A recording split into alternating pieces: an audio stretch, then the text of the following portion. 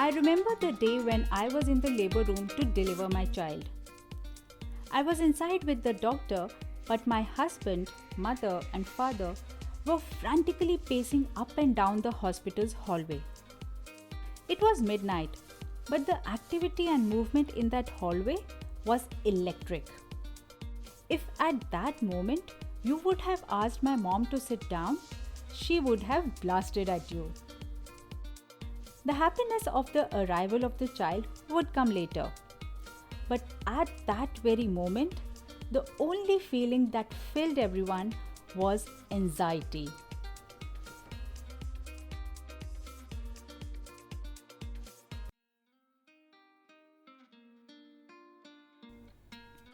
Fall in love with selling as you acquire the right mindset, selling style, and sales process that helps you take your business solution to more prospects, potential clients, and world at large. If you are a women entrepreneur who is looking to manage and grow her business for more sales, scale, and sustainability, then you have reached the right place.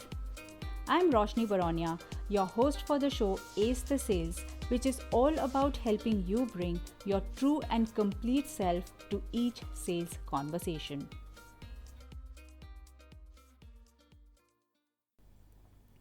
Don't worry, I'm not going to talk to you today about babies, delivery room, or motherhood. But I'm definitely going to talk today about anxiety. How about you do this little activity with me? Just observe how many of the following questions get a yes from you. When you have to call up people asking for business or even a small help, you feel nervous. When you have to follow up with a prospect, you feel sensations or palpitations in your body. When you have to give demo or show a presentation, it feels like blood vessels are bursting in your head. When you are quoting price for your service, you take a moment before any words could come out of your mouth. When you hear a no from a prospect, it feels like lifting a mountain when you have to make yet another sales call. Well, if any or many of these got a yes from you, chances are that you get anxious or fearful with any act that is related to selling. Having sales anxiety is a common phenomenon. It seems that even though we all know we need to sell our products or services, many of us feel anxious or fearful about actually doing so. Anxiety also happens when you await a result or outcome. That's a little different. For example, you have announced a webinar and are now anxious how many people will sign up. Or you have recently launched an online course and are worried, will people really buy it? This anxiety is actually a form of excitement. But when anxiety hits you even before taking action, that's when it is detrimental for your growth. In sales, anxiety makes you lose clarity and focus. It becomes difficult to figure out the simplest of the next steps, leave alone perform them. You try to avoid the things that you absolutely need to be doing. Procrastination becomes your savior. In fact, recently I was listening to an audiobook. By the way, I have switched to audiobooks over paper books and I have switched to podcasts over video. It is such a better way of using my time because I can cook, clean, or exercise while listening to them, and I'm getting huge value at the same time. But anyways, that's just a suggestion. So anyways, I was sharing that I was listening to this wonderful book by Mel Robbins titled Take Control of Your Life, where she does on-air coaching with a few people who are dealing with various forms of stuckness in their lives. And among the different issues that each one had, the one thing that was common and which Mel emphasizes is that our body shows signs of anxiety, of fear, or worry even before our mind is able to understand or respond to it. Sweating of hands, a sensation moving up from your stomach to your heart, cramping feeling in the gut, throbbing at the back of the head, or any such body responses are signals that you are experiencing anxiety. Your conscious reaction to such a signal is to avoid that situation altogether because your mind has a habit of saving you from danger, and this body response is a signal of danger. So your brain lovingly starts saying to you, "Let's do it another time. We shall come to it later. How about tomorrow?" I can imagine. If that's the way you have been responding before picking up the phone, meeting people, or pushing out sales content on social media, you would be struggling with hitting your revenue targets. In fact, I too have faced cold feet and sales anxiety. This was when I had just started out with cold calling, selling to corporates, media services, and digital campaigns. I used to make so many excuses in my head. So at 10 a.m., I used to say, "Oh, it is so early. They might be just getting started with the day. So I shall call in a while." At 12, I would say, "Oh, they might be in meetings right now. Let me check in a little later." At 2, I say, "Oh, it's lunchtime. Maybe they are at lunch." At 4, "Oh, it's my tea time. So I will call in an hour." And then, before I realized, the day was gone to do any prospecting. But on days when I did pick up the phone, it wasn't without the tingling sensation at the back of my ear. But that was then. And I soon realized that I have to fix this anxiety issue. And here's what I did. I blocked specific weekdays with a fixed calling time. Tuesdays, Thursdays, Saturdays, 11 a.m., non-negotiable, I will do my prospecting calls. I started using a call script. Yes, many people don't recommend it, but I feel it gives a structure to your thoughts and helps you make the start, which often is the hardest and also the most critical, because within the first 5 seconds, people are gonna decide whether they want to hear you further or not. So script does help. Next, when I called up a particular prospect, he listened patiently to what I've offered. But since this solution did not fit his marketing plan, he politely denied. But I was still happy. I had cracked the code of getting over my sales anxiety. I was taking action. I patted my back just for the fact that I was so confident, and I was happy about that. So the good thing was, rejection didn't put me off. The next time I called someone else, he listened and we moved to the next step of the process, which was we scheduled for an in-person meeting. Again, I had the same response. I was equally happy. So in both scenarios, I was able to have the same response. I was happy, and that made me free from the anxiety of making cold calls. Similarly, you too can overcome your sales anxieties.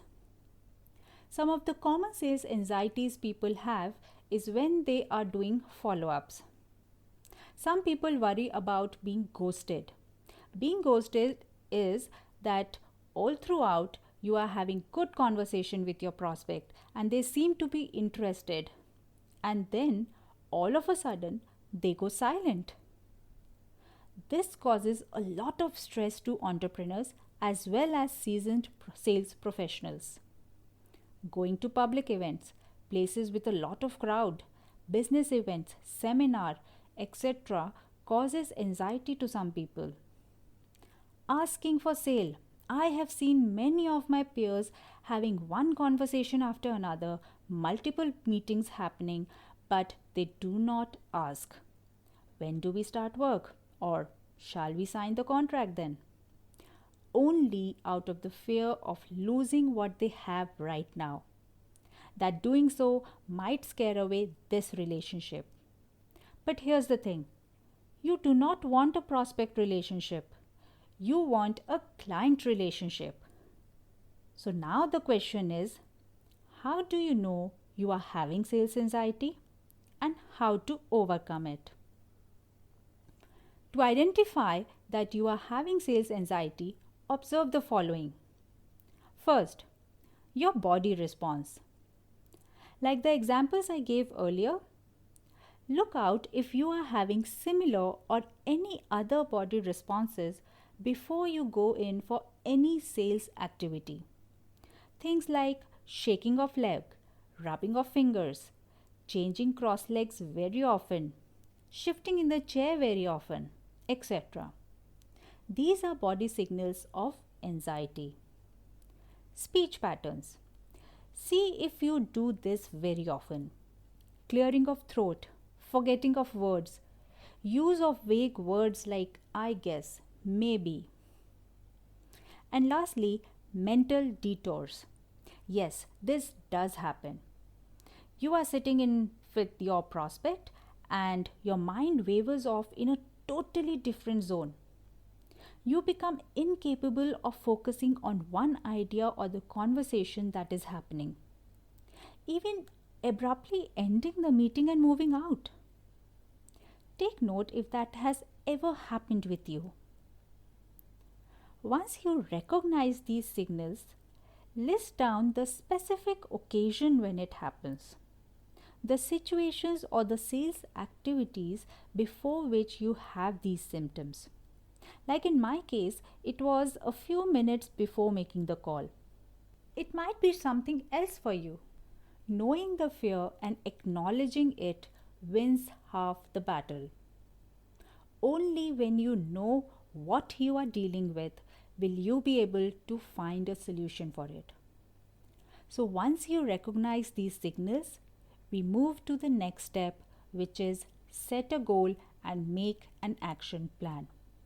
For example, in my case, I set the goal of making 10 calls at 11 am 3 days a week with the help of a calling script. Another example is if you are a business owner who has anxiety about your revenue. By the way, hey, this is not just you worrying about your revenue targets, many people do it. So, when you suddenly start feeling worried about your revenue, out of anxiety, you aimlessly and mindlessly start calling people or meeting people or doing more marketing in the hope that you will get business. Instead of worrying, follow these steps that will help you feel better and visualize your progress. First, create your sales process. Second, take each new client opportunity you are currently pursuing and list it under the sales stage where it is right now. Third, under each opportunity, write down how much revenue is represented by that opportunity. An estimation is also fine. Fourth, add up all the revenue and list it at the top. This is the business you have in the pipeline. And lastly, if there is a gap between the target revenue and the pipeline estimate, make a plan for bridging this gap.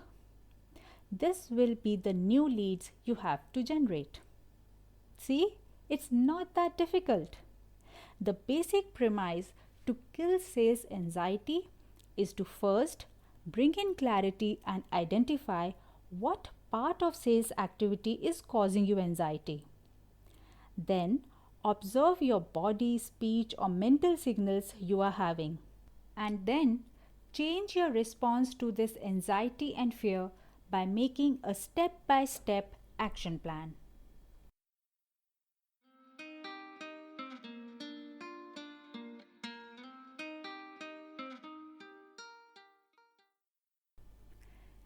Anxiety, after all, is a feeling, and by just being aware about it, you will be in a much better position to tackle it.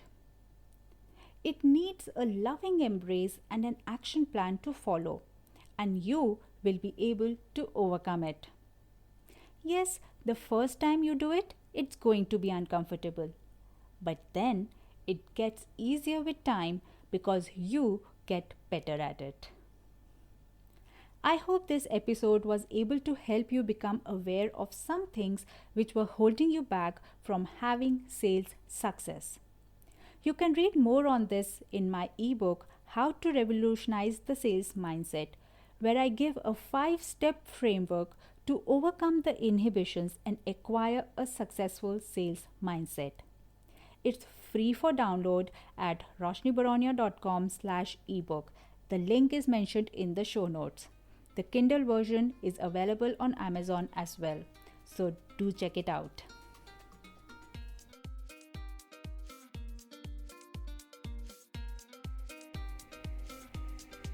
If there has been an aha moment or insight from the episode that you really liked, share it in the comment box at the episode post, the link to which is in the show notes.